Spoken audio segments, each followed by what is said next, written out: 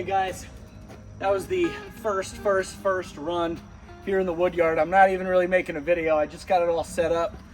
Chris and I are scheduled to run tomorrow to really make this video, but I guess I'll put this at the beginning. I was just too excited. I couldn't get this all set up and not run a couple rounds through it. So let me grab the camera and show you what happened. Okay guys, so as you can see, I don't know what I ran through there, like 2 big ash rounds and then a couple little rounds, like maple rounds. About one of them actually didn't even get split. This one right here, you can see this one didn't really get split, so we'll pull that out. I actually watch that go up the conveyor. But for the most part, I mean, out of those 2 big ash rounds and a couple small maple rounds, we got a decent amount of wood in there. Hold on, let me straighten you guys out. Yeah, as you can see, I mean, we got a decent amount in there. Is there scrap? Yes, but like that is like kindling, you know? Yeah, this is bark. I mean, look at all the scrap that didn't go in. This thing was totally empty when I started up 10 minutes ago. And you know, there's 1 piece of firewood in there. Nice, decent sized piece of firewood. Honestly, this probably could have fallen through the gap up there, but we wanted to leave a little bit of a gap so that it would, aid in not potentially jamming up. And honestly, I think because the tote is no longer directly underneath the conveyor, I think that extra hole right there is going to allow for all of this really fine, small stuff to just fall right through there, and the wood is going to get pushed onto the solid plate and then down on the Grizzly bars, and the Grizzly bars kind of act as a second source of filtration. What's up guys? Welcome back to Dude Ranch DIY. I just got home. I had a haircut after work, and I got home. Chris's car is in the driveway. The gates to the wood yard are open, and I hear some motors running. So if you saw that first little clip, that was me last night after I got the Eastonmade all back into the wood yard and trying out those Grizzly bars for the first time. And I'm looking at Chris right now, and he's already hard at work. Who knows how many totes he's already filled up and what he thinks of these Grizzly bars. He hasn't even seen them in person yet. So we're gonna test them out for the first time today. Really test them out and take you along for the ride. Hope you guys enjoy. So, what do we think? Well, while you were getting your mani-pedi, I was hard at work here in the wood yard. I got a nice haircut. It looks really good, guys. Trust me. It does. But I was intrigued by the Grizzly bars. I think it's a great setup. I think it could potentially work out great for us. But I ran into a really crotchy, nasty piece when I was splitting. It made a lot more of a mess than the nice straight grain stuff that we like to split. Okay. And I wasn't really seeing much fall this way as it was going into the tote still. So I'm wondering if our spacing is correct. Spacing is off? Yeah. Now, what do you mean it was making a mess? As in, like there's obviously stuff down in the tote. I mean, we're still getting stuff like this. Still getting stuff like that, shards, right? Yeah. Just straight bark, little tiny pieces. Just yeah. For all intensive purposes, intensive purposes, the crap that we're trying to filter out. So I mean, it's definitely helping. It's definitely working, but I don't know about the spacing. Maybe we need to think about that, or go at a less steep angle to give it more time to kind of wobble its way down and work its way through the bars. So I will comment on the 2 things that you just brought up. For one, the spacing on the Grizzly bars is the same amount of space as is between the Grizzly bars if you were to buy an Eastonmade STK conveyor, which is 2 inches of space in between the, inside edge of each bar. Okay. I think with regard to spacing, yes, larger spaces would filter out more stuff, but it also gets to a point where are you then filtering out good firewood as well because of the size that we split our stuff to. Right. So I think you know, it kind of gets to a point where, well, you can really only filter out so much. I think most, you know, this type of stuff, albeit scrap, this is more, in my mind, kindling than this or this type of stuff. You know, this is the type of stuff that when dumped on a driveway, and let us know in the comments what you guys think, but this stuff is what a customer would sweep up with a broom. Whereas, like we said, something like this, yeah, it's not really a piece of firewood, but it's substantial enough to be kindling and burn. Do you see what I mean on that? Totally, yeah. So I think that was kind of the goal. Obviously, yeah, I mean, if a piece of bark falls down and it goes up the conveyor and down the Grizzly bar sideways, it's not going to fall down through the Grizzly bars. So I know for sure that this is not going to be a perfect system. Yeah, it's not a firewood tumbler. Everything out. Right. But, you know, for those larger pieces that, you know, we could consider kindling, we could put it into a kindling bundle, we could put it in kindling tote. So if it's filtered out, it would give us more use out of it rather than being dumped into somebody's driveway. That's very true. And I mean, I think, is this the first tote you've done? Yes, I was continuing. Okay, yeah. So I started that one tote. It was like, I don't know, maybe a quarter of the way full. And out of just that amount of firewood, not even a full tote, look at all that's been filtered out. Right. I mean, otherwise, all of that literally would have been in this tote. So I think the Grizzly bars are doing their job. Yes. Now, touching on your second point of a shallower angle, we have a lot of room for adjustment up there. Right. So I think it would behoove us to test out different angles, you know? In these first 3 or 4 totes that we split with these Grizzly bars, let's put it at different angles and see if it does make a difference in both the amount of you know, scrap that is captured and the amount of scrap that we still see in the tote, because I have a feeling that the less steep the angle, it's going to require more wood generated up there to push it down. And to your point, okay, it'll be on there longer, but is that wood or piece of bark, if it's horizontal, you know, perpendicular to those bars, is anything really going to change that? Is something going to turn it 90 degrees so that then it would allow itself to fall down through the slats? You know what I mean? Right. So I don't know, but that's, you know, that's something to test. For now, I think I'm pretty happy with the amount of scrap that's been filtered out of, you know, let's say a 2/3 full tote. So that's what this video is going to be on. Yeah. So my one last question about these Grizzly bars is, while the conveyor is going, just the momentum of the conveyor, there's a lot of jumping around of this Grizzly setup. Right, because it's hanging off the end there. Right. So is there any way to help support this, or yes, you know, more gussets or a post of some kind? So what I was actually talking to Elliot from Everything Elliot YouTube channel, go check out his channel today. He had an idea and I had an idea. So for one, I plan on putting bushings up there through the bolts to kind of sure that up and make each of these brackets where the wheel normally would be rigid. That way it reduces a little bit of flex, you know, going back and forth. I think that will help. And I'm also thinking that a simple chain coming down from the mount up there to the bottom right here would help stiffen things up a bit too. So guys, I just got a phone call, but Chris and I were just evaluating, and basically what he was talking about with the bounce is, you can see here, you get this thing going and it flexes at this, on this flat stock here that he welded.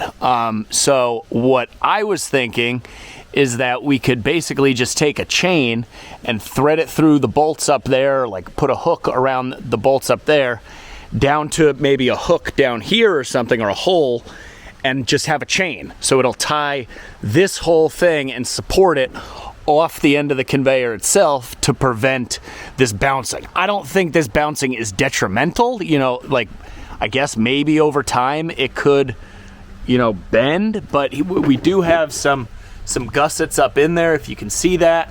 So these are all just things, you know, like before I go ahead and paint it and everything, that we wanted to run it for a while, put a couple totes through it, and just see how everything works. Were you finding many pieces getting caught up at the end here? There was one piece that got caught up on this bar here.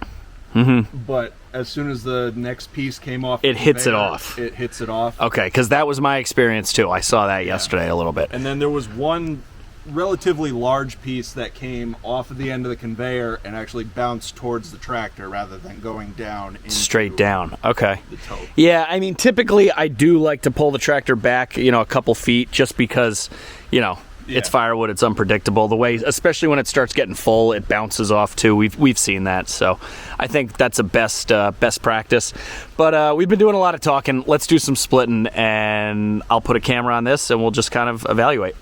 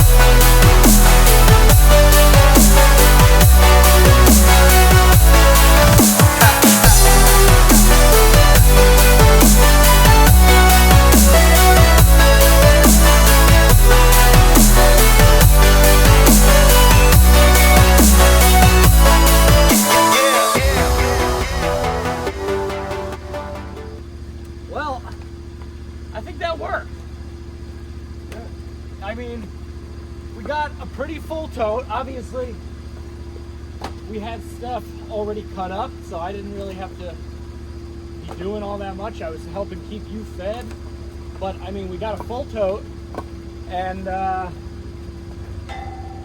lot of scrap in this scrap tote, so I'm, you know, pretty happy with that. I think we definitely need to make the cuts here.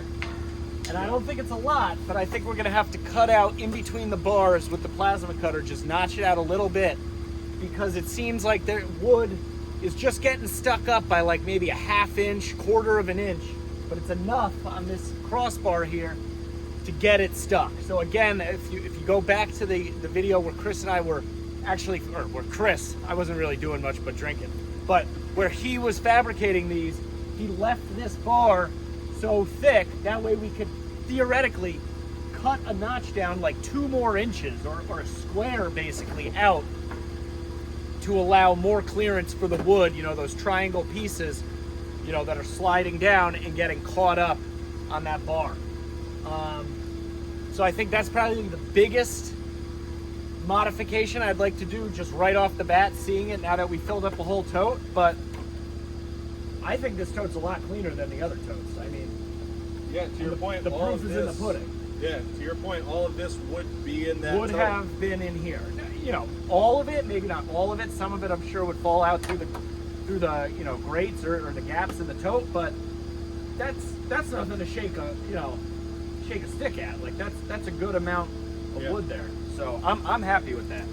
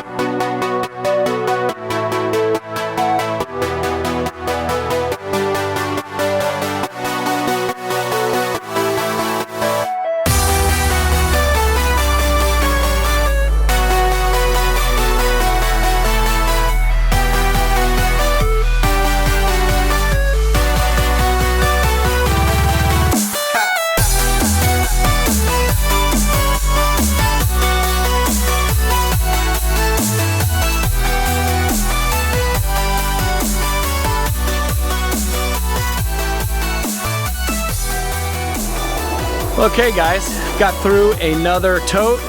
This was a small tote, put a real nice dent in this pile of rounds that we had here. Maybe only about a third left, which makes about sense. It's about a cord. Here is the tote. I was splitting the most of this one. You were kind of organizing this one. Yeah. What were you seeing falling in?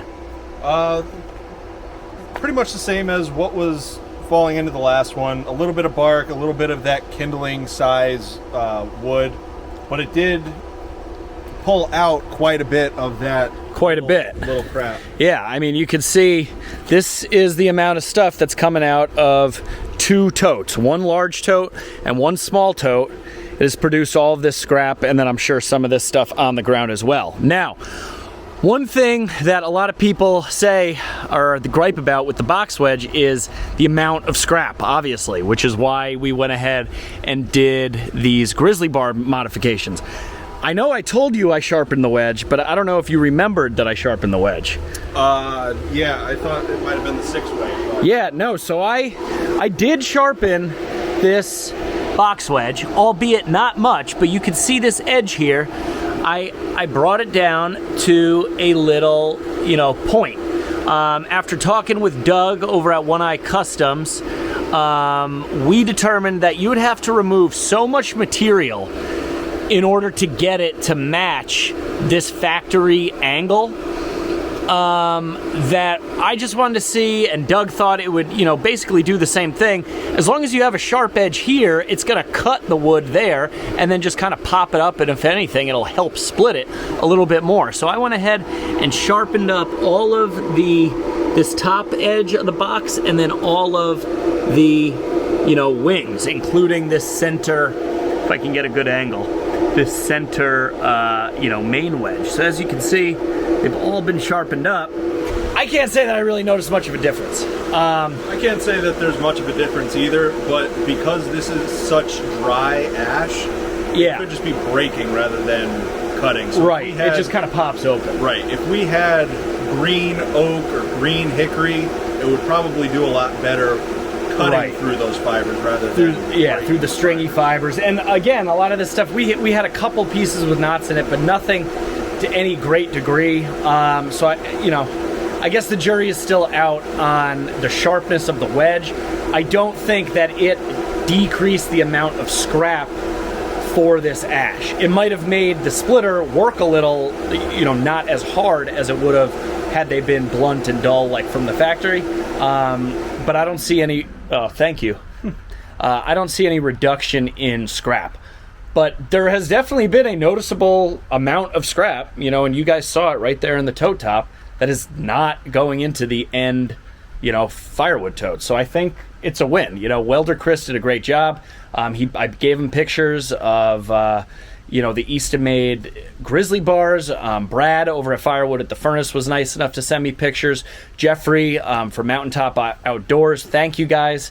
I really appreciate it. It helped me out, you know, explain to Chris what I wanted to do, and he was able to see it, visualize it, and this is kind of what we came up with. So now that you guys have seen these things running, or the Grizzly bars in action, let us know in the comments below. I mean, I haven't painted it yet because I had a feeling that we might be making some modifications to them again. I noticed you were taking a Sharpie and kind of marking the V, like where that needs to be cut out. Yeah, so there were a couple pieces that did get stuck, and I just went through and made a line underneath where that piece came down to. Okay, so we get a general idea. Yeah, general idea of how deep we actually have to cut that valley. Right. So we'll see as we keep running it, we'll keep making those marks, and if we have to go deeper or higher, you know, it'll show it with those marks rather than us just guessing and trying to do it all over. Other thing I noticed with the pieces that did get stuck was they're the smaller kindling pieces. Right. It's not the bigger pieces. Correct. The bigger square pieces that this box wedge generally produces just slide right down. And even some of those smaller ones, like we both noticed, do get kicked out just by another piece hitting it because they're really stuck. That's thunder. Oh, there's a storm of brewing. Yeah, there's a storm of brewing. All right, so you guys get the picture. We've been rambling on and on, a lot of talking, but you can tell we're both excited and we're looking for feedback. We got a nice tote of wood here, 2/3 of a cord done, or maybe a little bit less because we're not stacking it in. You guys can be the judge of that, but we sell it by the basket, so it really doesn't matter.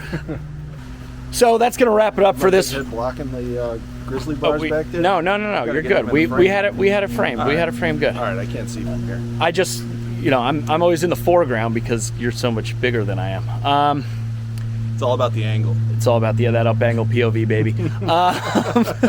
So as always, guys, thanks for watching. Cheers. Thanks for the help. It's a Friday afternoon. We got thunderstorms rolling in, so there's only one thing to do: drink our favorite beer, Coors Banquet. Cheers.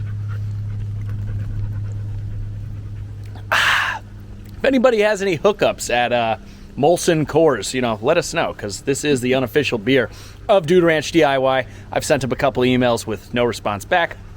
Not really surprised on that front, but, you know, got to shoot your shot. So, as always, guys, thanks so much for watching the video. We really appreciate it. If you like the video, give it a big thumbs up. If you haven't done so already, click that subscribe button down below. Give us all your questions, comments, and feedback on these Grizzly bars down in the comments section. But for now, I'm Jake. And I'm Chris. This is Dude Ranch DIY. Thanks so much for watching. We'll see you here next time.